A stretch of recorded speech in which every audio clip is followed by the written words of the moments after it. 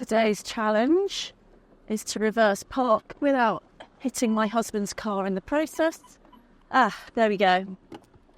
My name is Emily Evans. I'm a freelance fashion stylist, and this is a little show about behind the scenes of my life, of the industry that I work in, and just like some day-to-day interesting content about like how I put a look together, the teams that I work with, how we all work together, the do's and don'ts of the fashion industry. And also along the way, I'm going to be peppering that with some of my style advice and also some of your fashion dilemmas. Anyway, life's not always glamorous. Phone never stops ringing. Come with me and we'll get started. It's windy today. The joys of living in London. I've just been to a fitting. I've got quite a lot on this month. So clothes don't miraculously just appear. There's a lot of carrying, lifting, moving, all of that kind of stuff. So yeah, this is the unglamorous side of what I do.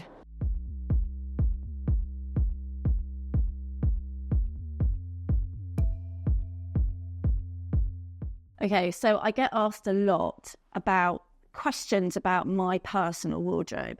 So my wardrobe is not in any way in a good enough state to show anybody today. I actually need a friend of mine, Elika Gibbs, to come around and give it a good old rehaul because, that's just not going to happen. It's just chaos in there. So what I thought maybe would be more interesting, instead of going through my entire wardrobe, which might be boring, is what are the 5 things that I've never regretted buying? So, number 1, Balenciaga, 2007. People always laugh when I know the dates of my clothes. And I tell you why I know, because I remember where I was when I bought these pieces.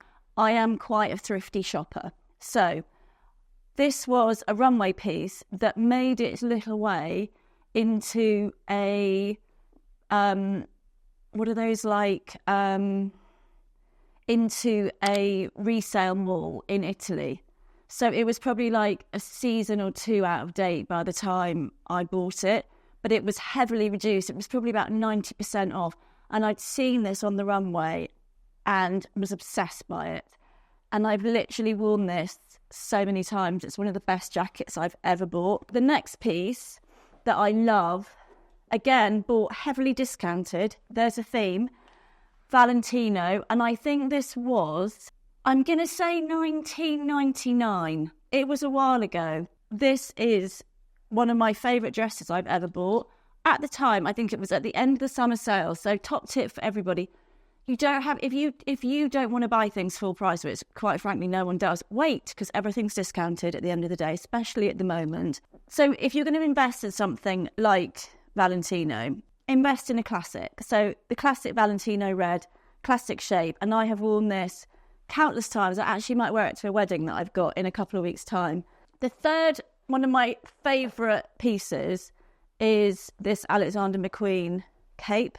And I think it was from, I'm going to maybe get this wrong, I think it was 2010. Harrods sale, deeply discounted. I told you there was a theme, but I was never going to pay the actual full price for any of this in particular. And I remember it was the last day of the sale, and I tried it on, and it's just got this incredible pearl detail. And I'm actually going to try it on because I love it so much. I can't really wear it so much these days because it is fair. And yeah, it's still a moment. Probably wouldn't wear it with this jacket underneath, but you kind of get the idea. And the main thing why I buy these kind of pieces is clothes do really affect the way that you feel. And for me, something like this just makes you feel incredible. So let's move on to bags.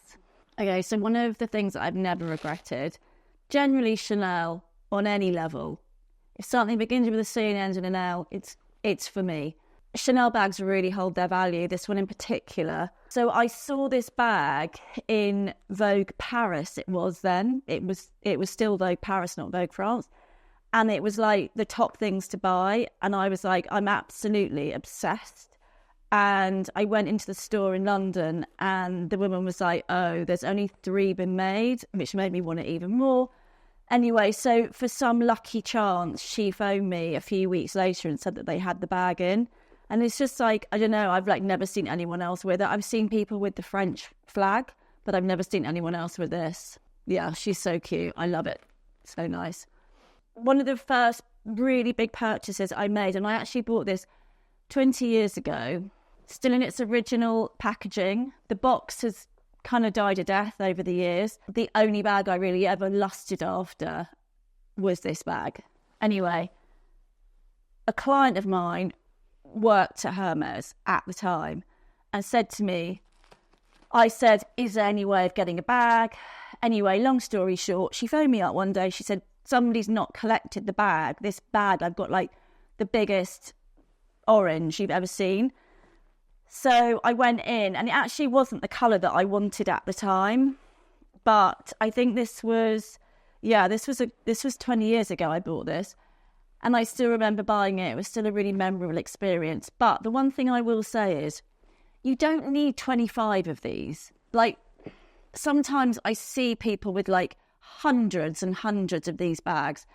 And it's just like, just have a few things, but like really make them special and really look after them as well.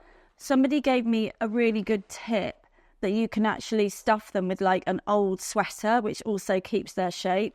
But it's just a classic bag. And like, if you're into like buying things that retain their value, this is like probably one of the best investments I've ever bought.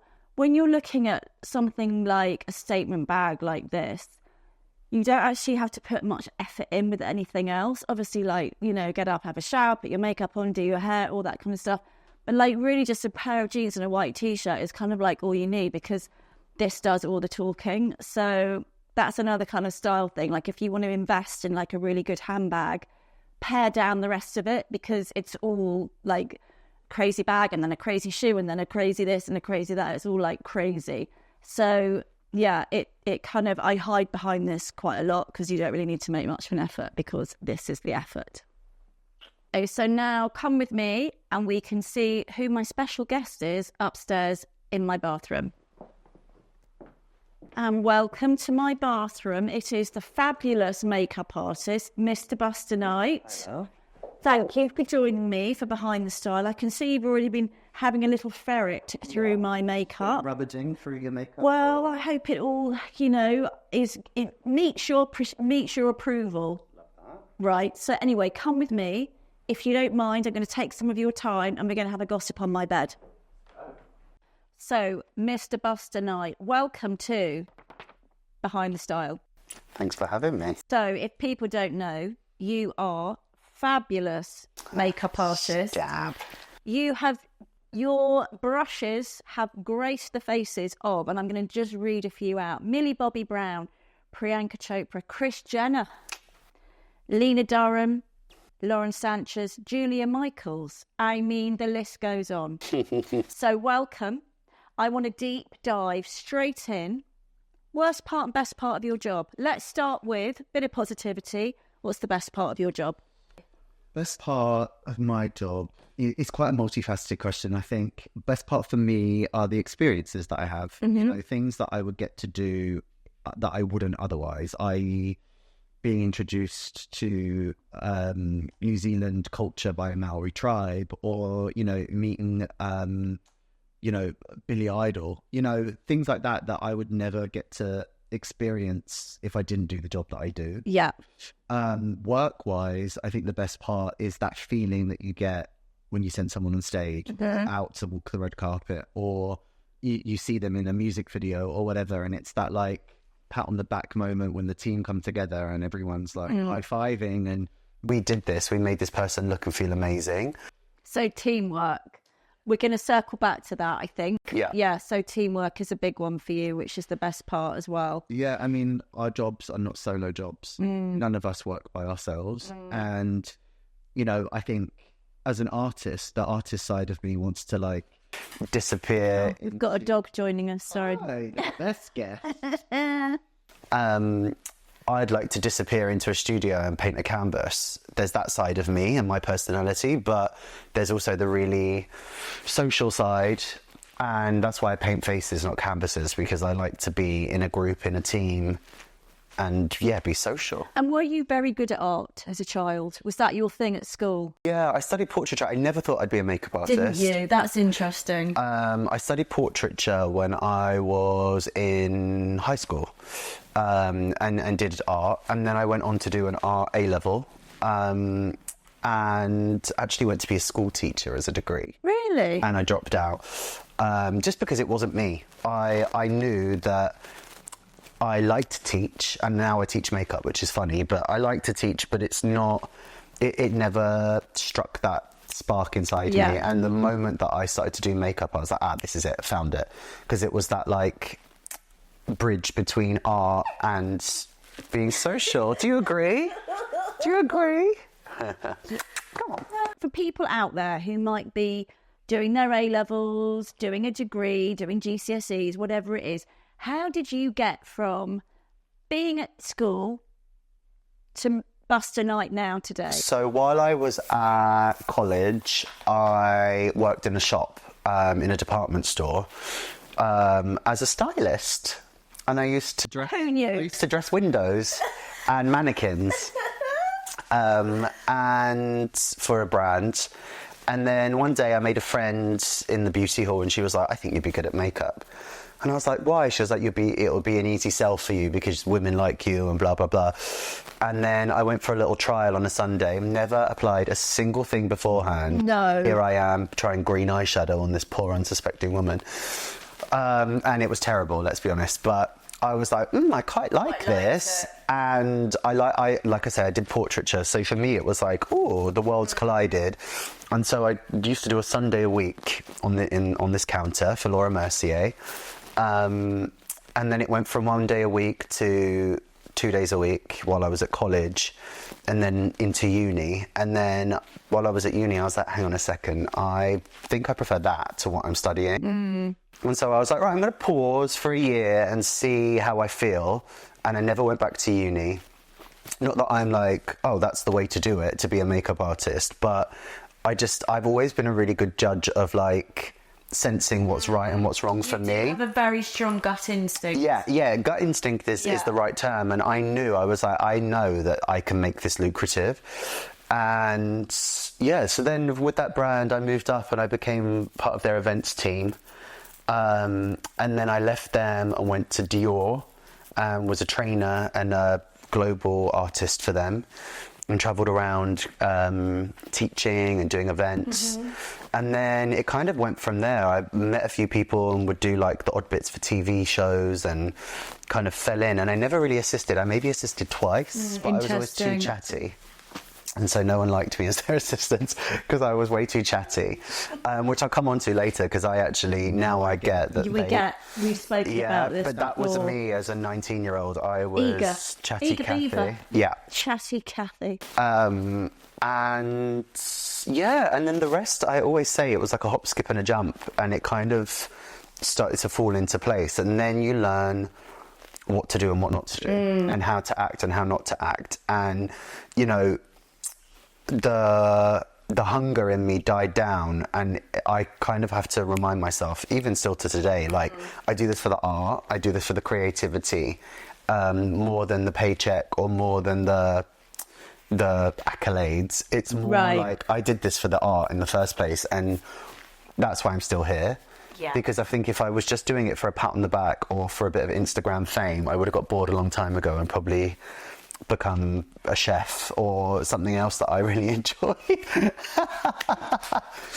She wants her 5 minutes of fame. She needs an OnlyFans, this one. But what would you say is another sort of really unglamorous side of what you do that the normal person wouldn't know?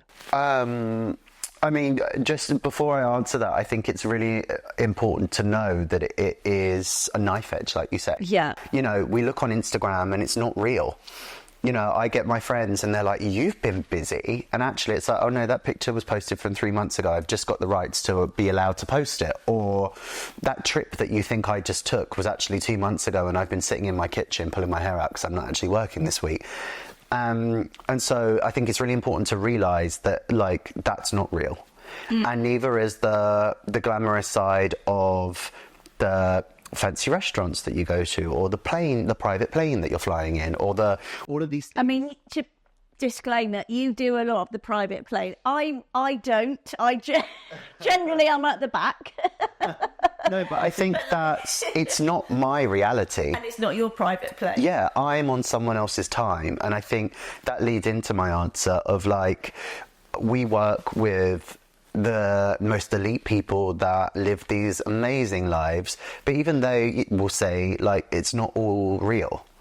And I think you go into it thinking, like I said earlier, and I'll say it again, I have a lot of people of, like, oh, when was your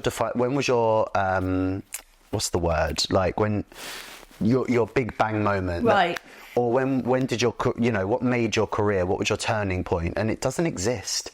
There's no formulation to making this career run. It's a slow burning, hard working situation. Survival of the fittest. Yeah, and I think it could be, if you ask any actor, any musician, any model, any celebrity, Instagrammer, influencer, whatever, they'll all say the same. It's like 100 different small pieces make to one big picture.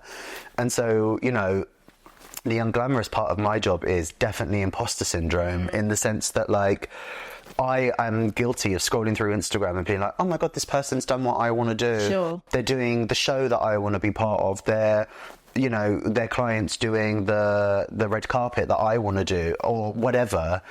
And then you go down a spiral of, like, oh, well, am I not good enough to do that? Or I did it last year, why haven't I been asked back to do it this year? And, there's this constant cycle of, am I not enough? And am I not the first pick? Because, sometimes my friends will say, oh my God, you work with X and that's incredible. But it's like, yeah, but I probably got that through the skin of my teeth because 3 other people were already too busy. And no one ever likes to admit that. Everyone wants to act like they are the person to book in Hollywood or in London. It's very honest of you to say that. Yeah, I think the reality is. It is the reality of it, for sure. Yeah, and I think, like you say, you come home and there is that deflation. It's a knife edge of being at your highest to being at your lowest. And I think my lowest points come... It's really funny, isn't it? Because when I'm doing the amazing jobs and I'm away from London, so I'm, in another country doing what everyone wants to do, I miss home. And I could sit on my hotel bed and cry because it's like, I miss my partner, I miss my family, I haven't been home for 3 weeks, I haven't eaten a home-cooked meal for 3 weeks. Then I get home and I'm like, I could cry because I'm not in that hotel room and I'm not doing that show that I want to do and I'm not with that client that I want to be with. And so it's balancing that feeling of, like, being able to, like, celebrate the highs when they happen and get yourself through the lows when they happen. And, like I say, when I'm on that private plane or I'm in that luxurious hotel or I'm on that beach or whatever it may be, that is short-lived. It's fleeting. So enjoy it while it's there, but also know that it's not going to last forever. And and we both could be like that from anyone. And that's the thing. You're not under some kind of, like, major contract with somebody. It's like they could turn around to you tomorrow and go, thanks, but no thanks. And, I think that needs to be celebrated a little bit as well, because that also gives me new jobs. Exactly. I've been that person to be like, I want to go with something different. I want to try you. And so it's a cycle, and we just have to... I've really learned to just let go. And, like, And I know when we've had chats before, like, if either of us have had, like, some disappointments, which, do happen, and it's almost like you have to be quite fatalistic about it because, there's always this thing about, like, what did I do? What did I do wrong? What could I have done differently? And a lot of the time, it's nothing. It's just that person, for whatever reason, wants to try someone else. Oh, it's minutiae. So hard not to take. When people go, oh, it's not personal. Well, I don't know what else it is if it's not personal, because somebody doesn't want to work with me anymore. So it is personal, and it's just business. Well, it's personal. But also our jobs straddle that line so closely of it's our lifestyle as well as our career. And, like, if you work in an office, I don't know, as a receptionist, your job and your lifestyle are so clean cut between each other that you get to switch off and you go home and you're a different person. Our personalities are so intertwined with what we do as a job that, you know, I feel like it's a personality trait. I'm a Virgo and I'm a makeup artist, and they come hand in hand, you know, like, and it becomes so much of our lifestyle that is lived this way. We're artists, we're creatives, and so it's hard not to take the blow as personal, because it's not, you know, if you are up for a promotion, like I say, you're in an office and you're a project manager and you're up for promotion, you don't get it. You think, right, okay, well, I need to do this, this and this, and then I will get it. There's a clean track run of progression in your career, whereas for us, it works so differently. You could be doing the job on Monday, and by next Monday, you could not have another client for 3 weeks. And that's absolutely normal. And, you know, so it is a real blow on the psyche sometimes. It's the ego, isn't it? You've got to have... it's the buffeting to the ego, I think. Yeah, and it's also then realising that, like, this is a job and it's not life or death, and there are way more important things happening in the world. And, you know, it's patting yourself on the back sometimes as well, because we forget to do that. We do. Taking the small wins, like you say, you come home and you're like, oh God, I feel depressed because I'm not away doing what I want to be doing. But 2 weeks ago, you were just doing the Met, you know, or 2 weeks ago, you were just in Los Angeles filming something incredible. And it's like, those are the things that we take for granted, and we let them go so quick because it's such a fast-paced industry. Sometimes you have to come back. And you said about the new year, I like to like create like a highlight reel in my head of what I loved last year and what I want to do more of that year, rather than think about like, oh my God, I haven't done this yet and I really want to do that and it's not happening. Actually think, I did that last year, I loved it, I'd like to do more of that this year. And kind of redefining goals as something that I enjoy, rather than I feel like I need my ego to do. Like the Met Gala, I want to do the Met Gala. Do I want to do it because it's going to be a really cool job, or do I want to do it so everyone goes, well done, you did the Met? And I think it's a mixture of the two. And so if I don't get it, or I don't end up doing it, it's like, what have I lost out of that? Has that changed anything that I do in my career? No, it hasn't. It would be a nice, like, cherry on the top. It's not life-changing, is it? I'm going to ask you a couple of new products that you like, and then just some things you can't live without. And then I'm going to show you some of my new swag from the styling side of life. Okay, top 5. I mean, it's always an eyelash curler, and my favourite will always... I mean, it used to be Shurmura, but they don't make them anymore, R.I.P. The Kevin Aucoin eyelash curler. And I would say to anyone that should be your Desert Island product, because when your lashes are curled, your eyes are open, you look awake and fresh. I don't own one, but I will buy one now. Yeah. Hand in hand with that is the Swede Lash Serum. Game changer, because... Another thing I don't own. It's one of those things that if you don't want to do...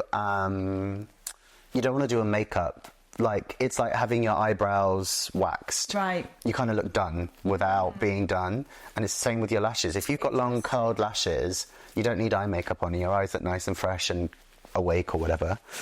In the realm of eyes, going slightly off track, those drops that make your eyes sparkly. Right. I'm obsessed with those at the moment. Lumify or something, but they are a game changer. I've just come off the back of a press tour, so not only for me, but also for the client. But you know when you're tired and your eyes look a bit red and like a bit puffy and interesting, and like you're running on fumes, it makes you look like you've had a good night's sleep. So love those. What's a good gloss?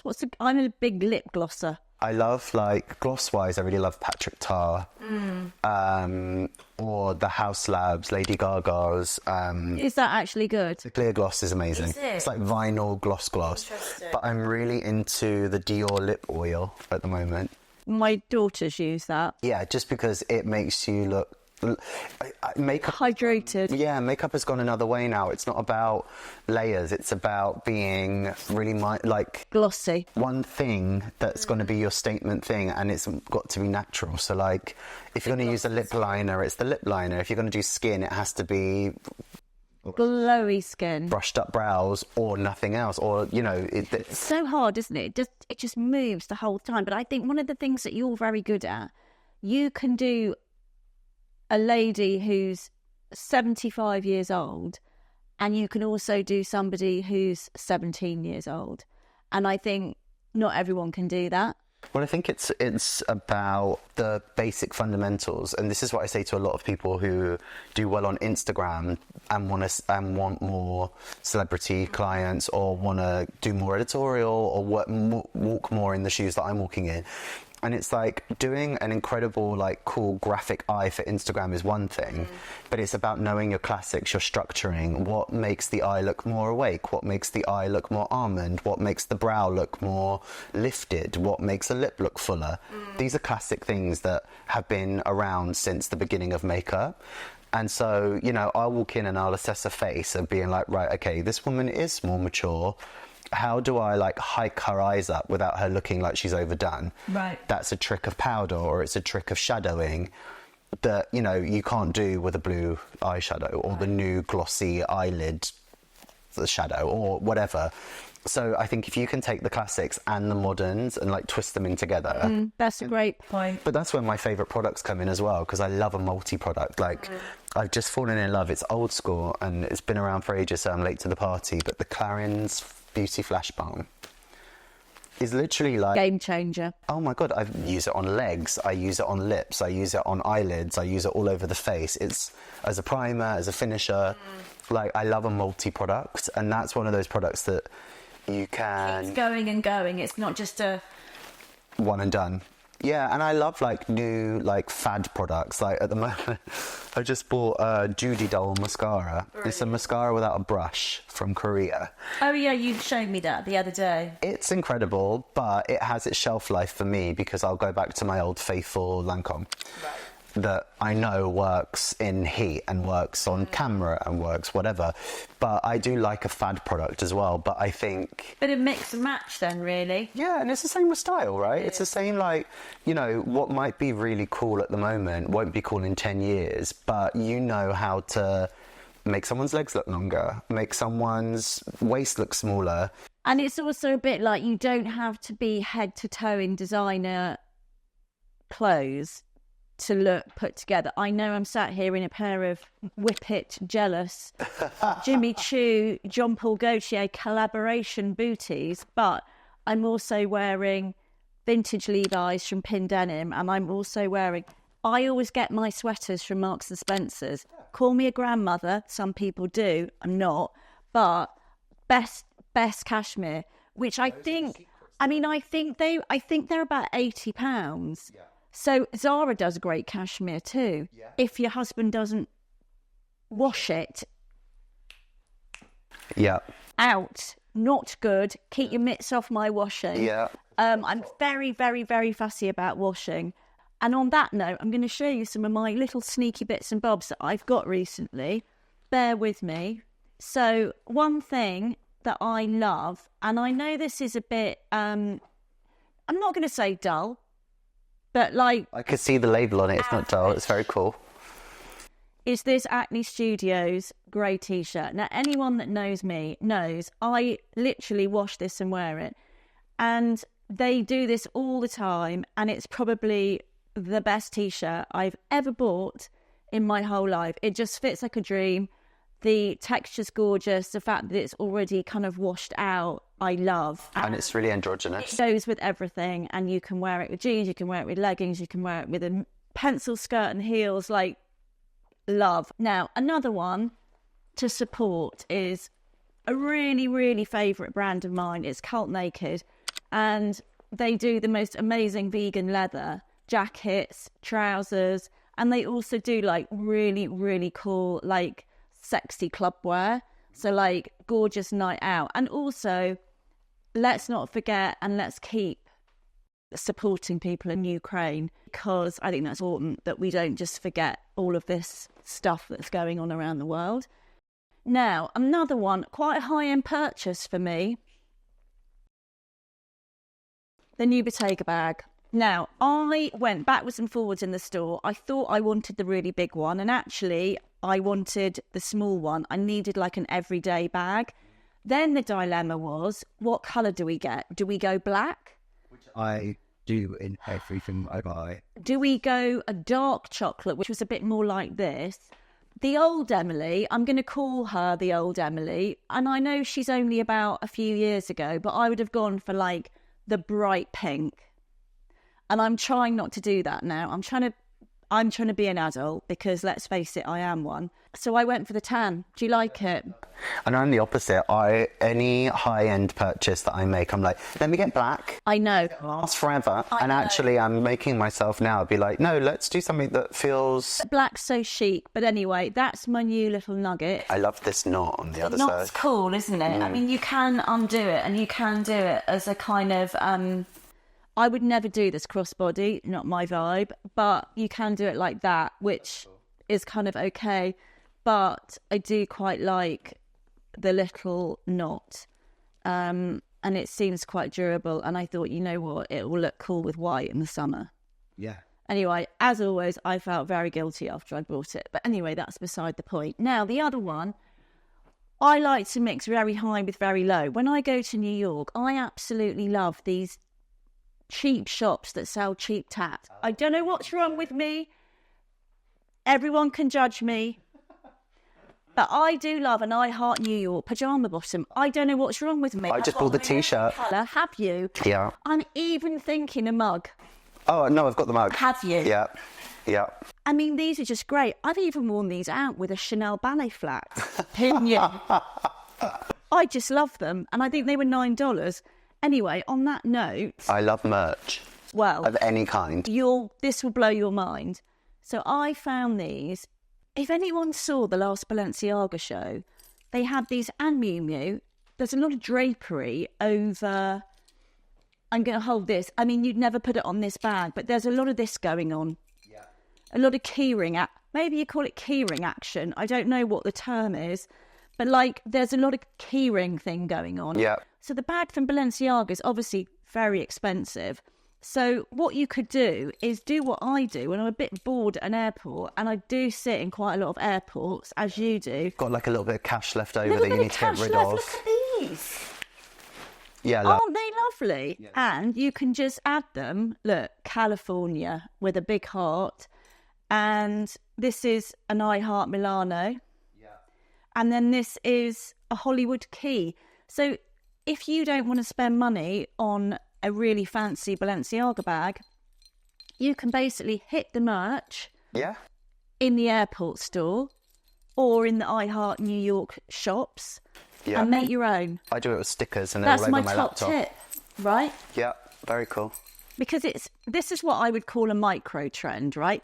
You're not going to be walking around with that on your bag. Well, actually, I've done it for quite a while. I'm not going to say Balenciaga copied me. I'm not going to say that at all. But I've done this for a while with ribbons around bags, chains. Anyway, this is the key. Literally, this is the key. Anyway, enough of that. My top pick for the week, you're going to die. And I'm going to do the unboxing. Oh, God. It wasn't so easy when people do this. And now... Well, it's not a ballet flat. We can tell. Really? Oh, I can see through the bag. you're going to die. Oh, yeah, they're very cool. I mean, no words. Very cool. No, I'm going to actually say that. No word. I can't even describe how beautiful this is. I mean... Look, let's just get the other one out because why not? Double the fun. They kind of give me like Debbie Harry from the 80s vibes. They're very cool. You know what? You can wear anything with this. You could literally wear, I'm a big, and in America they call it like the thrift stores, the vintage shopping. But like here we used to say, just, are you going to go to Oxfam today? Like that's where I used to do all my shopping. Yeah. Oxfam, Trade, because I basically couldn't afford to buy really expensive clothes. So you go into a vintage shop and the cut of something is so cool because it's from the 70s. Like you can tell the lapel is the 70s, or the crop of a jacket, or the flare of a pant. But you can make do, and you can actually get some really cool stuff, and obviously sustainable. So I would probably just go to a charity shop and just get like a really cool black dress and wear it with these. Anyway, that's my top picks for this week. Thank you, Buster, for joining me. And there'll be loads and loads more nuggets to share during the next few weeks. So thank you so much for coming. I really appreciate your time. No, I love it. And can't wait to create some more exciting things with you very soon. Same.